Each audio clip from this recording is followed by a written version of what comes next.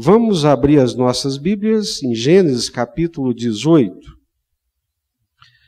Nós temos pregado aqui ao longo desses domingos e quartas também, sermões biográficos acompanhando aqui a vida do nosso patriarca, pai da fé, Abrão, e na medida do possível fazendo as pontes, a contextualização da revelação de Deus através da vida desses homens. Primeiro dia que eu falei aqui sobre Abrão, eu estava dizendo exatamente isso, que Deus escolheu alguns homens e mulheres sobre a face da terra para, através da história deles, Deus mostrar a sua face, Deus mostrar a sua cara, Deus mostrar a sua vontade. E Abrão é um desses homens. Eu quero que vocês abram as suas Bíblias em Gênesis capítulo 18, a partir do versículo 16.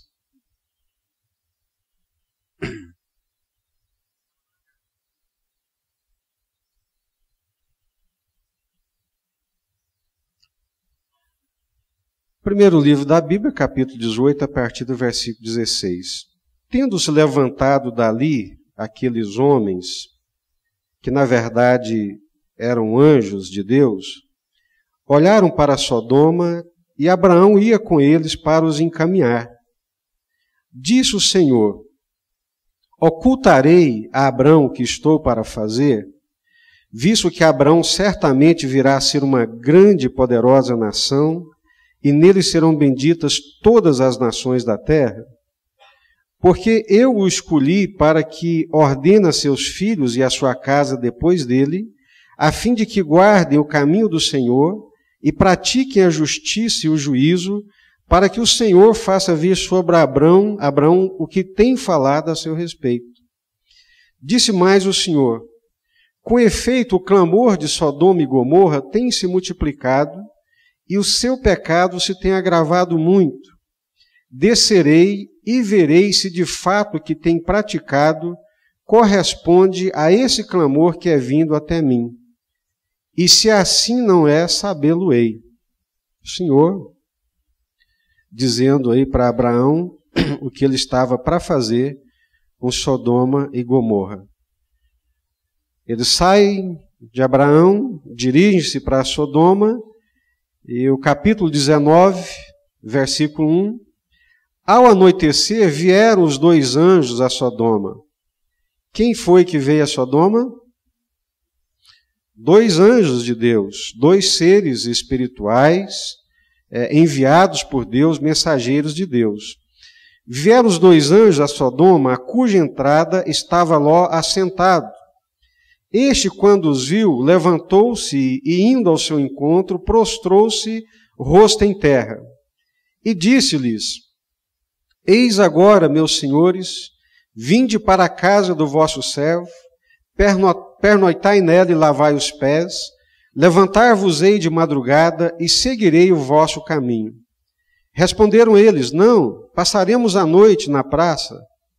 Instou-lhes muito e foram entrar em casa dele, deu-lhes um banquete, fez assar uns pães asmos e eles comeram. Mas antes que se deitassem, os homens daquela cidade cercaram a casa. Os homens de Sodoma, tanto os moços como os velhos, sim, todo o povo de todos os lados. E chamaram por Ló e lhe disseram: onde estão os homens que à noitinha entraram em tua casa? Traze-os fora a nós para que abusemos deles. Saiu-lhes então Ló à porta, fechou-a após si e lhes disse: rogo-vos, meus irmãos, que não façais mal. Tenho aqui duas filhas virgens, eu vos-las trarei. Tratai-as como vos parecer, porém nada façais a estes homens, porquanto se acham sob a proteção de meu teto. Eles, porém, disseram: retira-te daí. E acrescentaram: só ele é estrangeiro, vem morar entre nós e pretende ser juiz em tudo. A ti, pois, faremos pior do que a eles. E arremessaram-se contra o homem, contra Ló, e se chegaram para arrombar a porta. Porém os homens, estendendo a mão, fizeram entrar Ló, e fecharam a porta, e feriram de cegueira aos que estavam fora, desde o menor até o maior, de modo que se cansaram à procura da porta. Então disseram aqueles anjos a Ló: tens aqui alguém mais dos teus, genro, filhos e filhas? Todos quantos tens na cidade, faze-os sair deste lugar, pois vamos destruir este lugar, porque o seu clamor se tem aumentado, chegando até a presença do Senhor, e o Senhor nos enviou a destruí-lo. Versículos 27 a 29. Tendo-se levantado Abraão de madrugada, foi para o lugar onde estivera na presença do Senhor, e olhou para Sodoma e Gomorra, e toda a terra da campina, e viu que da terra subia fumaça, como a fumarada de uma fornalha. Ao tempo que destruía as cidades da campina, lembrou-se Deus de Abraão e tirou a Ló do meio das ruínas, quando subverteu as cidades em que Ló habitara. Qual foi o pecado de Sodoma e Gomorra que determinou a sua destruição? Pensa nisso, curva sua cabeça, vamos orar. Curva sua cabeça nesse instante.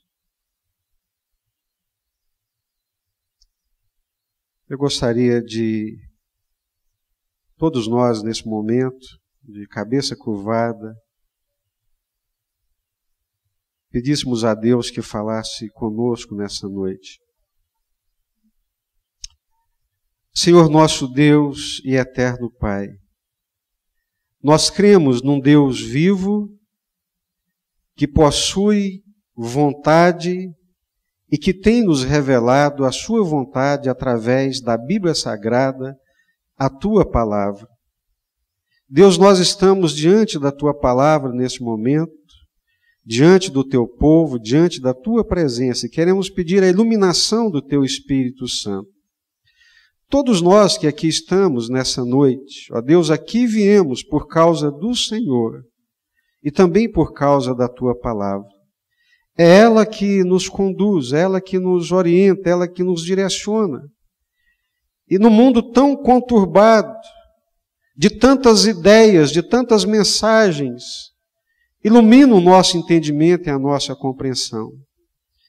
Na autoridade do nome do Senhor Jesus, esse que morreu, ressuscitou, está vivo, tem todo o poder e toda a autoridade. Em nome do Senhor Jesus, eu repreendo toda perturbação, toda inquietação, todo espírito perturbador. Eu repreendo agora em nome do Senhor Jesus. Que nada, absolutamente nada, venha roubar-nos a compreensão da tua palavra nessa noite. Tenha misericórdia de nós e fala conosco em nome do Senhor Jesus, Pai. É a nossa súplica e o nosso pedido em nome do Senhor Jesus.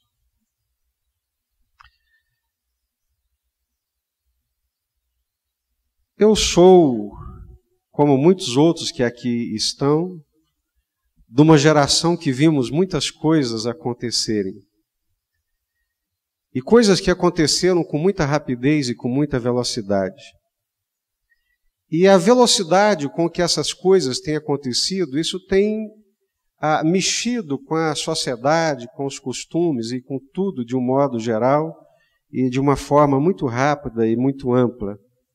Hoje eu fico vendo as crianças com 1 ano e meio, 2 anos de idade, já mexem no computador, alguns já sabem ligar o computador, outros já pegam esses celulares que são microcomputadores e através do touchscreen já movem a tela e movem as coisas de um lado para o outro. A primeira vez que eu coloquei a mão num computador, para trabalhar no computador, eu tinha 24 anos de idade e só pude fazê-lo porque naquele momento eu estudava num centro que era considerado um centro de excelência no Brasil.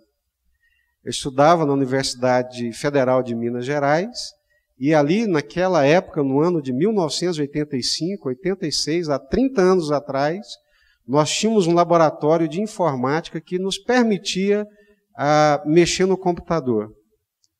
Não tinha ainda o Windows, não tinha os PCs, ainda não existia esses computadores pessoais. Era tudo novidade.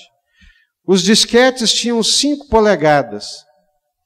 E para você colocar alguma coisa dentro daquele disquete, para depois inserir no computador, para ele processar, era um trabalho enorme. Mas isso passou, ficou para trás, nós vimos surgir a internet, uma série de outras coisas.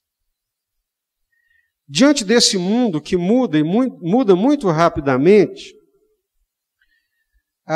eu gostaria que nós pensássemos como John Stott, no livro que ele escreve sobre o cristão e a vida contemporânea. Ele diz, olha, eu não tenho pretensão de escrever uma obra de literatura, mas eu sou um simples cristão que está lutando para pensar de forma cristã, isto é, para aplicar a revelação bíblica aos assuntos urgentes dos nossos dias.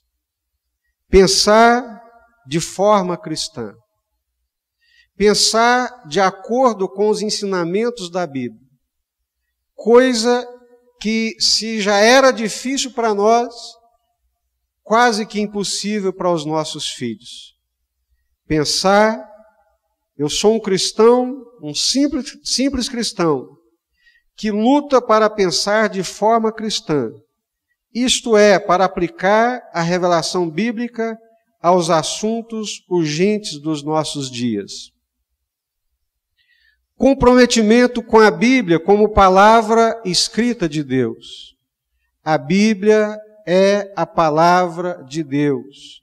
Deus é um ser inteligível, Deus se comunica conosco, Deus não nos deixou às cegas, Deus não nos deixou sem orientação, e para todos os assuntos da nossa vida, para todo o comportamento da nossa vida, nós cremos que Deus revelou como deve ser através da Bíblia, através das Escrituras Sagradas.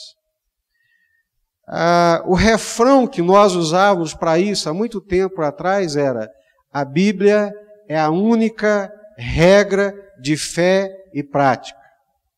A Bíblia é a minha única regra de fé e prática. Ou seja, as normas que regem a minha vida, acima de todas as coisas, eu retiro da Bíblia Sagrada. As normas, a prática, a ética, o comportamento, eu tiro através da Bíblia Sagrada.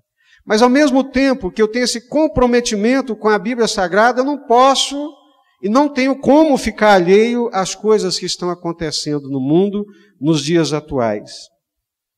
A Bíblia, por ser uma coleção de documentos que se relaciona com eventos distantes e particulares, pode passar para alguns a impressão de que ela é arcaica, de que ela é ultrapassada, que ela parece incompatível com a nossa cultura, principalmente a cultura ocidental, com suas sondas espaciais e os seus microprocessadores. Estamos diante de um grande desafio, que é ler a Bíblia de modo inteligível, de modo compreensível e de modo que responda às grandes demandas sociais e morais desse tempo presente. O que a Bíblia tem para dizer, o que a Bíblia tem para nos ensinar? Não podemos nos isolar no passado, mas também não podemos abraçar as coisas que vêm pela cultura e que vêm com tanta facilidade. Qual foi o povo, qual foi o pecado do povo de Sodoma e Gomorra que determinou a sua destruição? Para a tradição cristã, de um modo geral, o que determinou a destruição de Sodoma e Gomorra foi exatamente a sua prática homossexual, foi a homossexualidade. Essa é a interpretação da tradição cristã para esse texto. É sobre isso que eu quero falar nessa noite. sobre os desafios do mundo contemporâneo e especialmente essa questão da sexualidade ou a questão da homossexualidade. Poucos temas têm exercido tanto impacto nos últimos anos quanto o da homossexualidade. As rápidas mudanças sociais têm revelado um nível sem precedentes de aceitação da homossexualidade.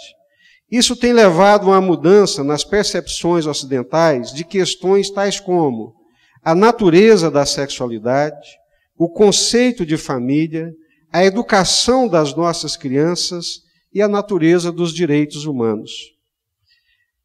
A pergunta-chave, então, nesse aspecto, essa tela está aqui na minha cara e alguns estão perturbados com ela, é que eu quero projetar algumas coisas aqui para a gente dar uma olhadinha. A pergunta-chave, diante desse mundo moderno, diante dessa questão da aceitação da homossexualidade, projetou aí para a gente, Ricardo?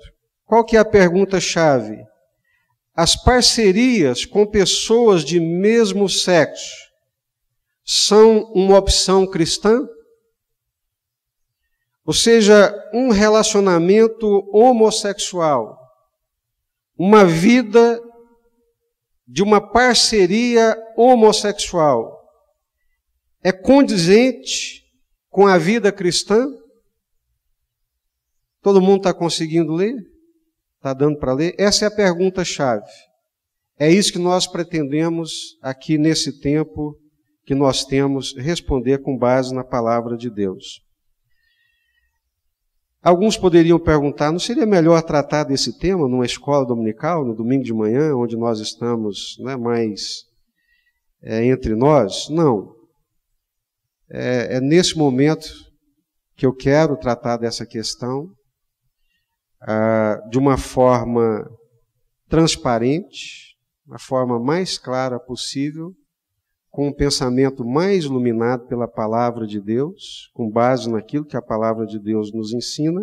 E se tem um lugar que a gente tem que tratar dessas coisas e tratar com transparência e fundamentado naquilo que ensina a palavra de Deus, é aqui, é na igreja. Nós somos o povo de Deus e quem vem aqui vem nessa expectativa. Eu também tenho esse compromisso com Deus.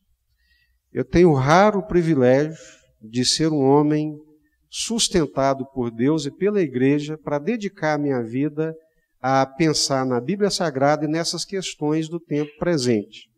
Então eu gasto meu tempo lendo, orando, perguntando, estudando, participando de congressos, conversando com pessoas mais estudadas do que eu, para poder, na medida do possível, trazer uma resposta para os irmãos, para que os irmãos consigam conduzir as suas vidas de uma forma muito clara.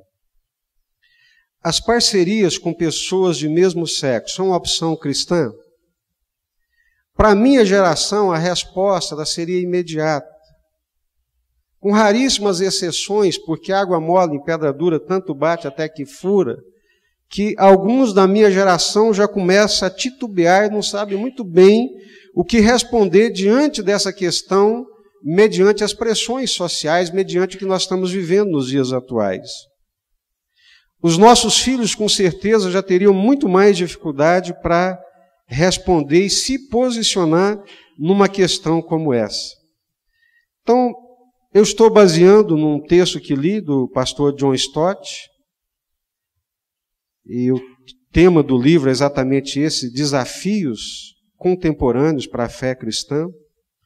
Diante dessa pergunta-chave, 3 coisas são colocadas que eu quero trazer aqui para a gente refletir sobre elas. Hoje vai ser um exercício de reflexão. Nós hoje vamos sair daqui com essas questões, o que a Bíblia responde, e a gente vai continuar pensando sobre isso. Nas dúvidas que você tiver e quiser me perguntar, pode mandar o e-mail, via o da igreja, o meu diretamente, pode mandar o WhatsApp, torpedo, o que você quiser, que nós podemos conversar sobre isso. Então vamos lá, o primeiro ponto. A distinção entre pecado e crimes.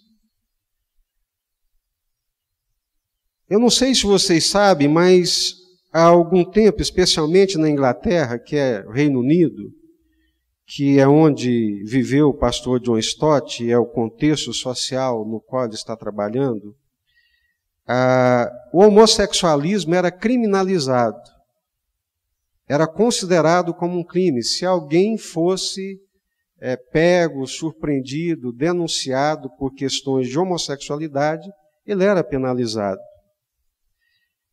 Com o passar do tempo, e a partir do ano de 1967, já passou a não mais ser considerado como um crime.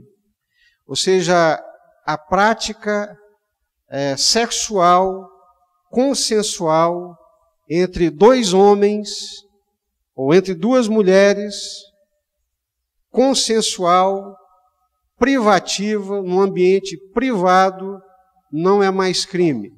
Ou seja, não tem mais essa conotação de crime. Qual que é a questão em relação a isso? É que nem tudo que deixa de ser considerado como crime pela sociedade, deixa de ser considerado como pecado pela Bíblia. Tem muita coisa que a sociedade aceita, tem muita coisa que a sociedade não criminaliza, tem muita coisa que a sociedade não condena, mas a Bíblia, a palavra de Deus, continua dizendo que é pecado. Então, esse é o dilema entre distinção entre pecado e crime. É crime, a lei vai dizer que não, a sociedade vai dizer que não.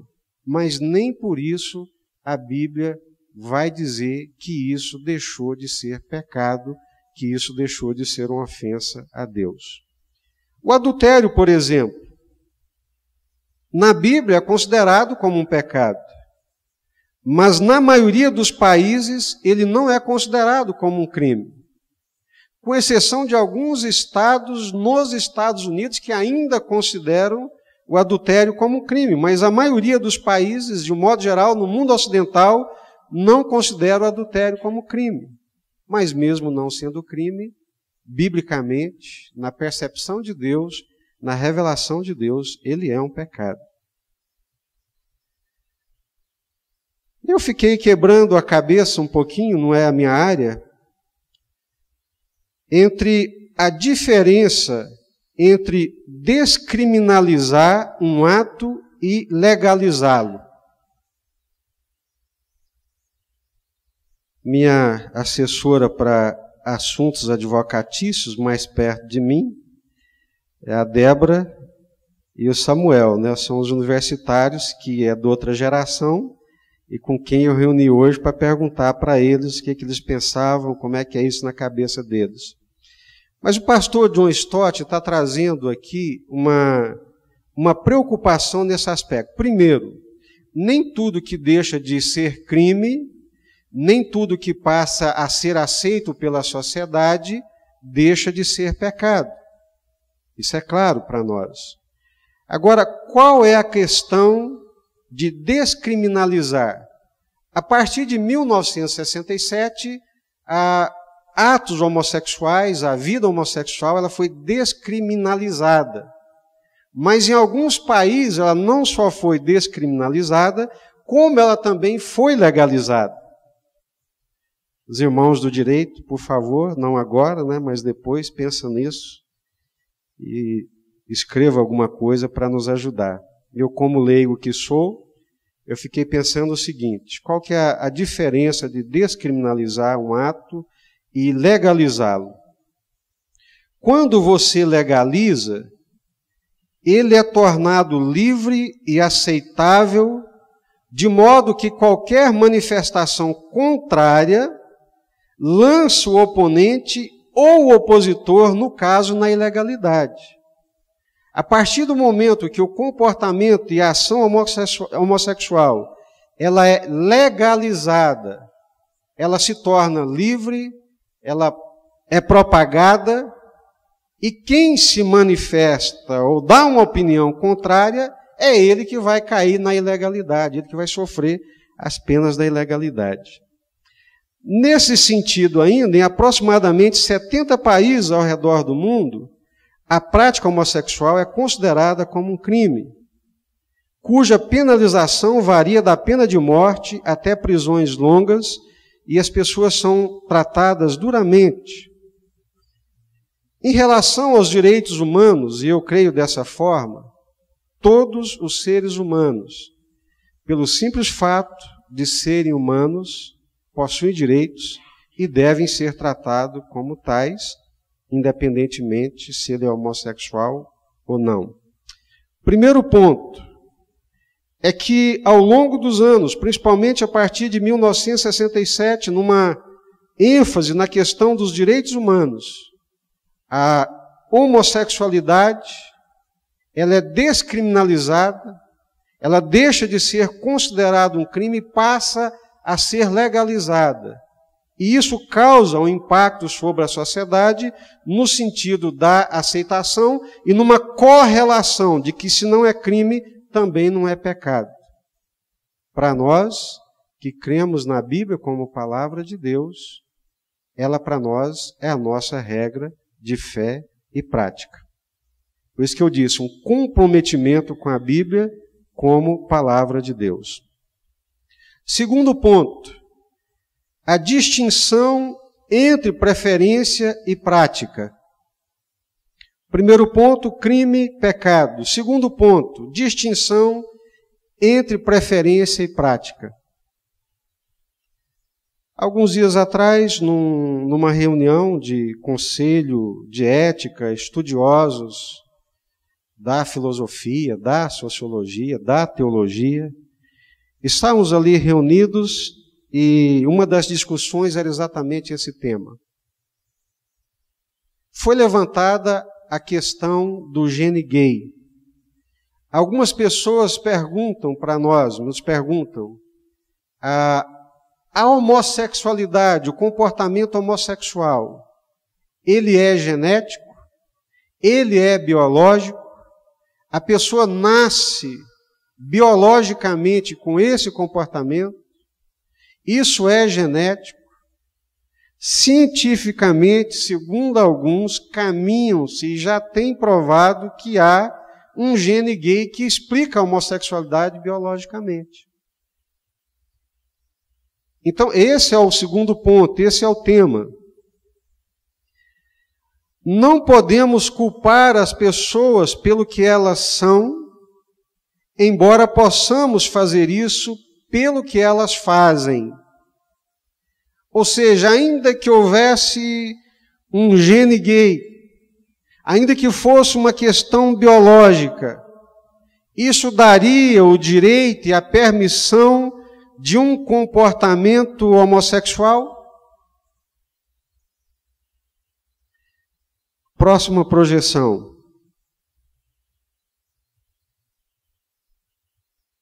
Qualquer que seja a nossa inclinação, devemos levar o quê? Vamos?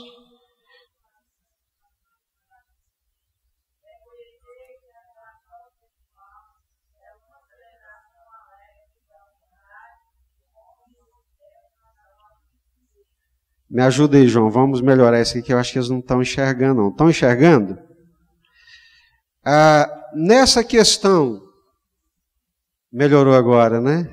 Que bom. Na última reunião que nós tivemos lá dos dirigentes, né? E eu vou passar isso para a diretoria, o Júnior está falando que já tem um projetor que dá para você projetar imagens de dia e enxergar, né? Meu tempo era projetor, hoje é data show, né? Então tem um data show que dá para você enxergar mesmo com claridade. Hoje de manhã o missionário projetou as imagens aí, coitado, foi difícil enxergar, né? Então vamos correr atrás dessa tecnologia. Então a questão é, conversando com um pastor amigo que vive exatamente em Londres. Londres hoje é considerado como o centro do mundo. Todas essas coisas borbulham e acontecem primeiro na Europa. E ele vive ali, na crista da onda, no olho do furacão. Eu falei, e aí, como é que é esse negócio nas igrejas aí? Como é que está essa questão da homossexualidade? Pasmem, creiam ou não, Mas ele diz, pastor, tem gente que é assexuada.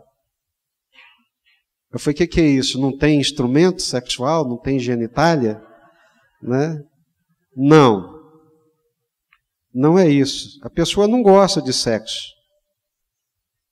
Ela não gosta de sexo, não se interessa por sexo e vive a vida dela normalmente sem nenhum interesse pelo sexo. Tá bom. O que mais? Tem homem que não gosta de mulher. Tem homem que definitivamente ele não gosta de mulher. Seria uma violação, né? Você querer curá-lo, obrigando ele a se casar com a mulher, porque tem muita gente que acha assim, não, se ele casar, ele vai melhorar, ele vai endireitar, mas ele não gosta de mulher. E aí? O fato de ele não gostar de mulher lhe dá o direito de viver uma relação homossexual? O fato de uma mulher não gostar de um homem lhe dá o direito de viver sexualmente com uma outra mulher? Mesmo se isso fosse genético, mesmo se isso fosse biológico? A resposta é essa aqui. Vamos lá? Qualquer que seja a nossa inclinação, devemos levar todo o pensamento cativo a Cristo e reconhecer que a relação sexual é uma celebração alegre da unidade entre um homem e uma mulher para uma vida inteira. John Stott. Biblicamente, o exercício da sexualidade, da forma como Deus planejou, da forma como Deus criou, é entre um homem e uma mulher. E de preferência, segundo a Bíblia Sagrada, segundo os ensinamentos de Deus, para ter uma vida abençoada, saudável, entre um homem e uma mulher. Porque pode ser que o indivíduo, né, pensa que pode ter mais de uma, duas, três mulheres. Né? Não é isso. Então, qualquer que seja a inclinação, eu não gosto de mulher, não gosto de homem, vou levar minha mente cativa a Cristo, a palavra de Deus, e reconhecer que a relação sexual é uma celebração alegre da unidade entre um homem e uma mulher para a vida inteira. A sexualidade, a vida sexual, tocar no corpo do outro, permitir que o outro toque no seu corpo, ter um relacionamento, biblicamente, segundo a revelação da palavra de Deus, é uma celebração alegre da unidade entre um homem e uma mulher para uma vida inteira.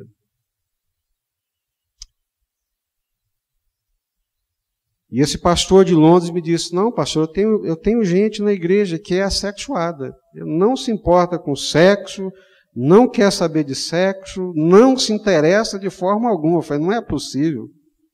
Eu sou de outra geração, do outro tempo, do outro planeta. Mas é fato. O que mais? Tem gente que realmente não se interessa, tem homem que não se interessa por mulher. A pessoa que não pode se casar está vivendo uma vida celibatária e casta, qualquer que seja a sua orientação sexual, está vivendo uma vida agradável a Deus. John Stott também. O que ele está dizendo? Que independentemente da sua inclinação, independentemente da sua volúpia, do seu desejo sexual, ou você o vive de acordo com o que Deus ensina, ou então, meu amigo, minha amiga, meu irmão, minha irmã, quer agradar a Deus, quer levar seu pensamento cativo a Deus, castidade, uma vida casta e celibatária. Agora vem para o outro ponto. a distinção entre casual e comprometido. O que isso quer dizer? Tem muita gente que fala, não, o problema do relacionamento homossexual é quando a pessoa vive um relacionamento homossexual promíscuo. Agora, se ela viver um relacionamento homossexual, de fidelidade, né, só com um parceiro só, respeitando aquele parceiro, não tem problema nenhum. Mas será que é isso que a Bíblia ensina? Pior de tudo, irmãos, é que os dias são tão complicados que existe um movimento chamado, e já é antigo, Lesbian and Gay Christian Movement, ou seja, movimento cristão de lésbicas e gays. É um movimento cristão, que se denomina cristão. Há 2, 3 meses atrás, vocês ouviram aqui pregando o pastor Fábio, presbiteriano do setor sul, que fez uma menção de uma situação extremamente constrangedora, que 2 pastores de uma determinada igreja fugiram juntos.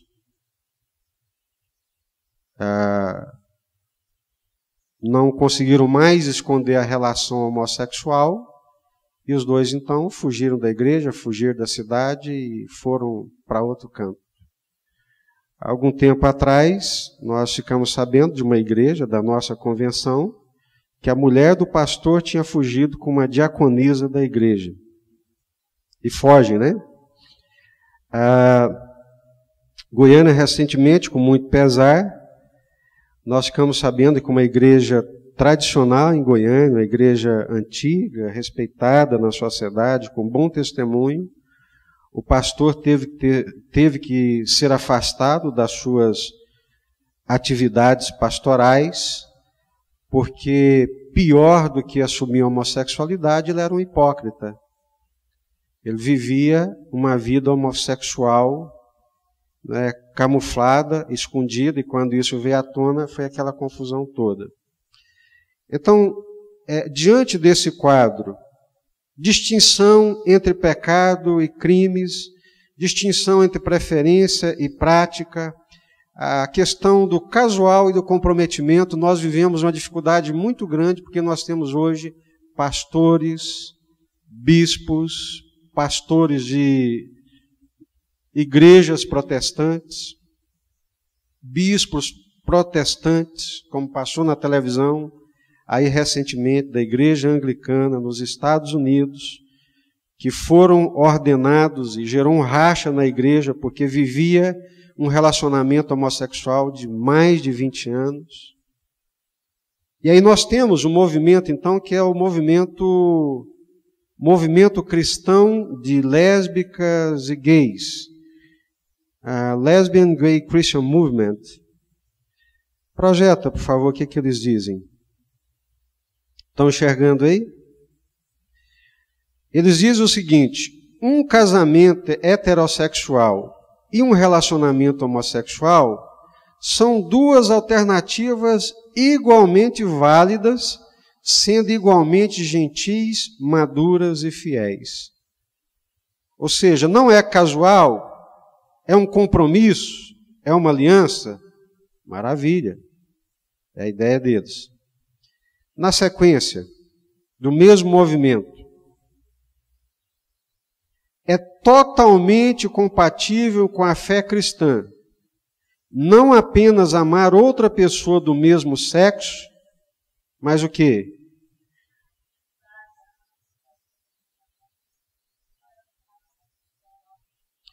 Então eles estão dizendo que é totalmente compatível com a fé cristã não apenas amar outra pessoa do mesmo sexo, mas também expressar integralmente esse amor num relacionamento sexual pessoal. Aí vem a pergunta: mas é um movimento cristão? Mas tem pastores que são gays, que assumiram sua homossexualidade? Já tem igrejas de gays, já tem isso, tem aquilo outro. A missionária que era tão consagrada, deixou o marido e assumiu um relacionamento homossexual. A cantora fulana de tal, Daniela Mercury, que é um ícone da música popular brasileira, diz que agora está feliz porque ela descobriu o amor e está vivendo com uma mulher. Qual que é o problema disso? É amor, é manifestação de amor.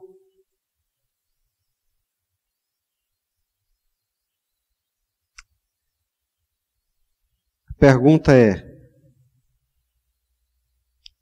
as parcerias com pessoas de mesmo sexo são uma opção cristã?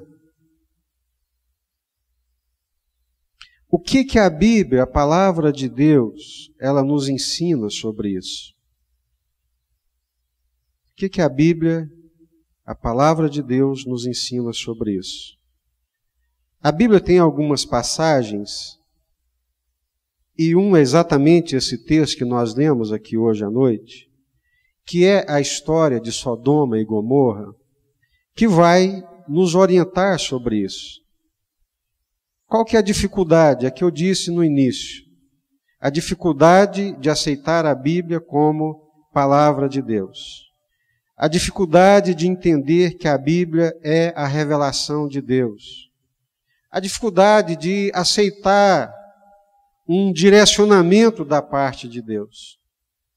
Essa mesma Bíblia nos ensina que nós somos criação de Deus, que Deus nos criou para Ele mesmo, nos criou santos, nos criou pessoas saudáveis emocionalmente, saudáveis espiritualmente, mas que houve um processo na nossa história humana que nós chamamos de queda, que aconteceu uma coisa na vida humana, que ele rompeu com Deus, e a partir do momento que o ser humano rompeu com Deus, ele se perdeu, ele se distanciou de Deus e da vontade de Deus e começou a viver coisas terríveis distanciadas de Deus e da sua vontade.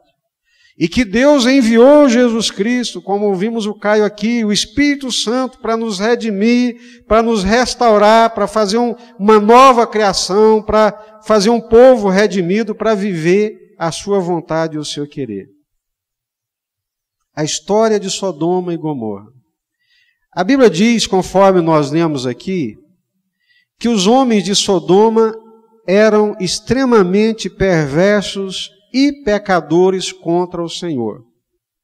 Primeiro, eles não amavam Deus, não respeitavam Deus, não tinham compromisso com Deus. Gênesis 13:13.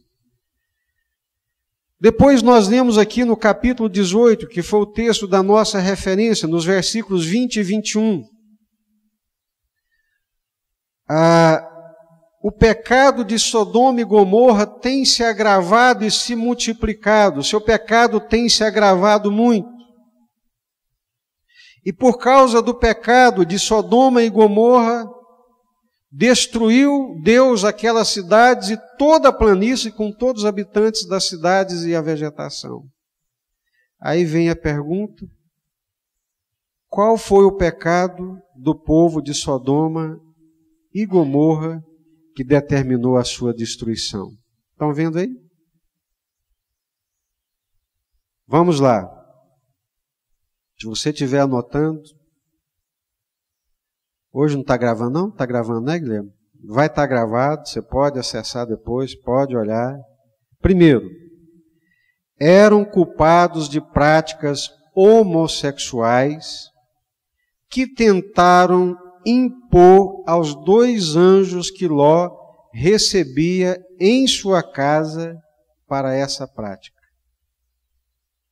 Eles eram culpados de práticas homossexuais. E não o suficiente, tentaram impor essas práticas aos 2 anjos que Ló estava recebendo em sua casa. Não sei quantos sabem, é daí que vem a palavra sodomia. Vai lá no dicionário, no Aurélio depois, e procura o que é sodomia. A palavra sodomia vem de Sodoma e Gomorra, baseado nesse fato histórico revelado na Bíblia Sagrada. Sodomia é exatamente a vivência homossexual, a relação homossexual, como estava acontecendo em Sodoma e Gomorra. Então, por que eles foram destruídos? Por causa das práticas homossexuais. Se for chocante, me perdoa, mas alguns comentaristas dizem, no contexto histórico, nos estudos realizados, que eles queriam possuir aqueles anjos no formato de homens que estavam ali na casa de Ló, porque a penetração de homens era uma forma de destruir a sua identidade masculina. Ou seja, a homossexualidade, no caso de Sodoma e Gomorra, a prática daquela homossexualidade era também uma forma de destruição da identidade. Nós sabemos que Deus nos criou à sua imagem, à sua semelhança. Nós sabemos que a nossa sexualidade faz a nossa identidade. E nós sabemos que Satanás, ele luta para nos destruir e nos desumanizar de todas as formas. Então, a prática homossexual, o intento de possuir aqueles homens, além da vazão do desejo sexual, tinha uma coisa mais profunda e terrível, que era destruir a identidade masculina daqueles que eram possuídos e penetrados. Eram maus diante do Senhor, por causa da homossexualidade, da tentativa de estupro, por causa da falta de hospitalidade, e quem sabe, até um desejo esotérico de manter relação sexual com aqueles anjos. Sodoma é um exemplo escandaloso de depravação humana que justificou a ação de Deus na sua destruição total.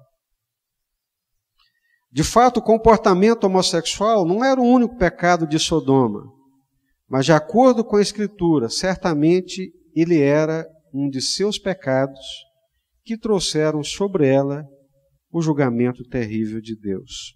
Aqui nós encerramos.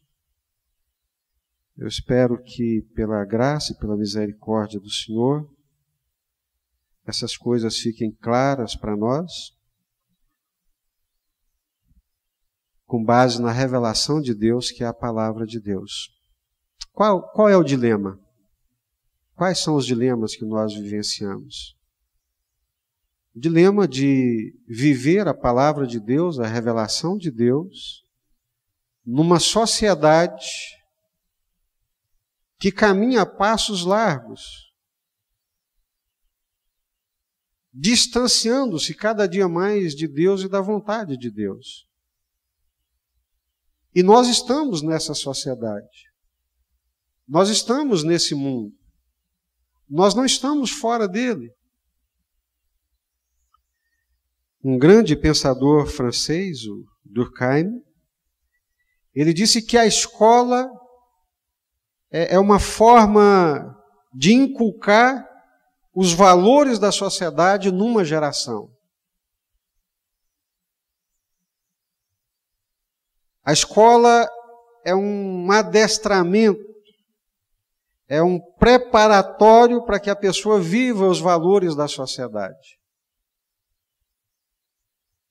E os nossos filhos vão para a escola. E lá eles são ensinados. E lá eles são orientados em muitas coisas, em muitos caminhos completamente diferentes daquilo que a Bíblia, diferentemente daquilo que a Bíblia, a palavra de Deus, a revelação de Deus ensina. Ah, vou tirar o meu filho da escola. É isso? Não. Vou sumir dessa sociedade que está cada dia pior. É isso? Não. Mas, meus queridos e amados irmãos, se nós cremos na Bíblia como palavra de Deus, nós temos que vivenciá-la e temos que ensiná-la para os nossos filhos. Muitos dos nossos filhos não estão resistindo o teste da universidade. A maioria dos nossos filhos, quando chegam na universidade, os valores cristãos e da palavra de Deus eram tão inócuos, tão supérfluos, que eles se perdem completamente. Eles são encantados pela ciência, eles são encantados por um modo de viver que parece mais inteligível, que parece mais racional do que aquele que a palavra de Deus nos ensina.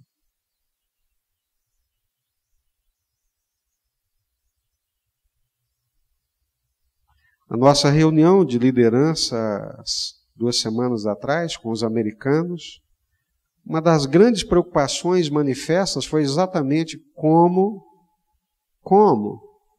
não perder a geração seguinte.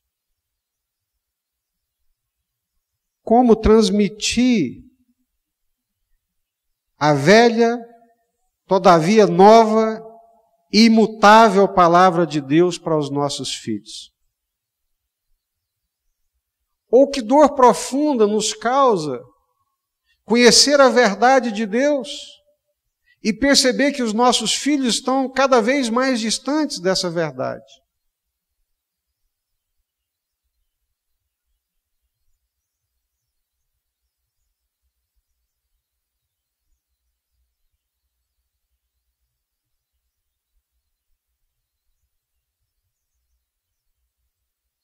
A solução não é fugir do mundo. A solução não é deixar de ter filhos, então. A solução não é subtraí-los. Qual é a solução?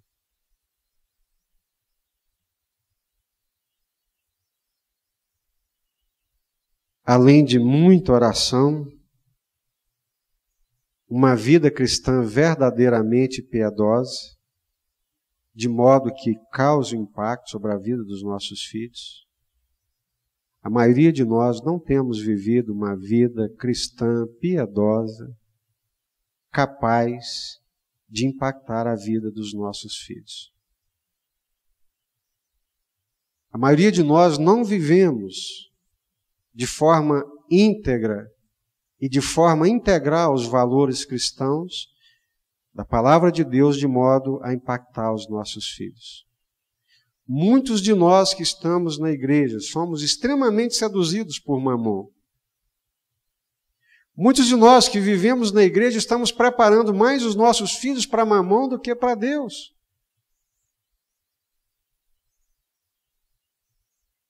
Estamos preparando os nossos filhos muito mais para o mundo do que para Deus, e o resultado vai se manifestar. Suamos, nos desgastamos para distanciar os nossos filhos de Deus. Esteve aqui hoje conosco um casal de jovens, para mim hoje, na minha idade, sem ser pejorativo, 2 crianças. Há 5 anos no ministério, servindo a Deus na África. Com 19 anos já estava na escola bíblica se preparando para poder ir servir ao Senhor. E lá no norte de Moçambique, com malárias, com sofrimento. Não estou dizendo que é só assim que se serve a Deus. Mas estou dizendo que essas coisas raramente passam pela nossa cabeça em relação aos nossos filhos. Só passa pela nossa cabeça, na maioria das vezes, em relação dos nossos filhos, criá-los para o sucesso nesse mundo. Criá-los para o sucesso profissional. E como disse Jesus, o que adianta ganhar o mundo e se prejudicar espiritualmente? Simonton, caçula de uma família brilhante, filho de médicos, de congressista, foi um Deus nos acuda quando ele decidiu que ele não seria deputado, que ele não seria advogado, mas que ele seria um servo de Deus, um obreiro de Deus. E mais loucura ainda, quando ele disse que no ano de 1859 viria para o Brasil, a família ficou empolvorosa, você é o nosso filho caçula. Uma vida tão promissora, com tantas possibilidades. O que você vai fazer no Brasil? E a resposta foi: o melhor lugar, o lugar mais seguro para um ser humano estar é no centro da vontade de Deus. Preste atenção na forma como nós estamos criando os nossos filhos. Presta muita atenção se nós estamos criando-os para Deus ou se nós estamos criando-os para o mundo. Que valores que nós estamos plantando dentro do coração dos nossos filhos, não a partir daquilo que falamos, mas a partir daquilo que vivemos. Desafios do mundo contemporâneo. Questão da sexualidade. Não dá para fugir disso. Está dentro da nossa casa, está dentro da igreja. Isso está na escola, está no trabalho, está em todo lugar. Isso está sendo legalizado. Isso está aí presente no nosso dia a dia. Não adianta fechar os olhos idealizando que isso nunca vai acontecer comigo, porque o dia que acontecer, bambeia as pernas e a gente não sabe o que fazer. Mas a Bíblia tem uma resposta.